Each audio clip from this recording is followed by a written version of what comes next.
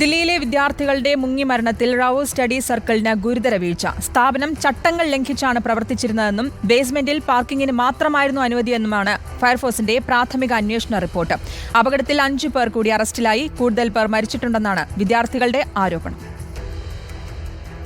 വെള്ളക്കെട്ടിൽ 3 വിദ്യാർത്ഥികൾ മരിച്ച ദില്ലിയിലെ റാവൂസ് കോച്ചിംഗ് സെന്റർ പ്രവർത്തിച്ചത് നിയമങ്ങൾ കാറ്റിൽ പറത്തി എന്ന് മുനിസിപ്പൽ കോർപ്പറേഷനും അഗ്നിശമന വിഭാഗവും കണ്ടെത്തി. ബേസ്മെന്റിൽ നിയമവിരുദ്ധമായി വാണിജ്യ പ്രവർത്തനങ്ങൾ നടത്തി. ബേസ്മെന്റിൽ പാർക്കിങ്ങിനാണ് അനുമതി നൽകിയത് എന്ന് MCD വ്യക്തമാക്കി. ഇവിടെ സ്റ്റോർ റൂം മാത്രം പ്രവർത്തിക്കാനാണ് അനുമതി നൽകിയതെന്ന് ഫയർഫോഴ്സും അറിയിച്ചു.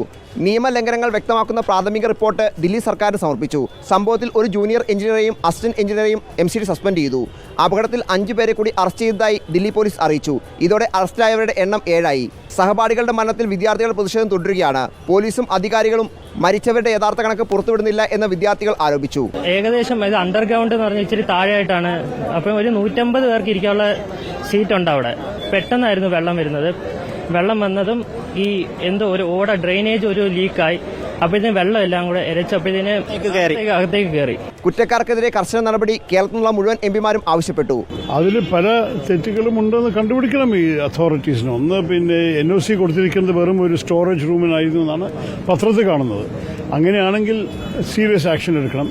അപകടത്തിന് കാരണമായി എന്ന് ആരോപിക്കുന്ന ഓടയുടെ ശുചീകരണം MCD ആരംഭിച്ചു. വിഷയത്തിൽ ആം ആദ്മി പാർട്ടി ആസ്ഥാനത്തേക്ക് BJP നടത്തിയ മാർച്ച് അക്രമാസക്തമായി. റിപ്പോർട്ടർ, ദില്ലി.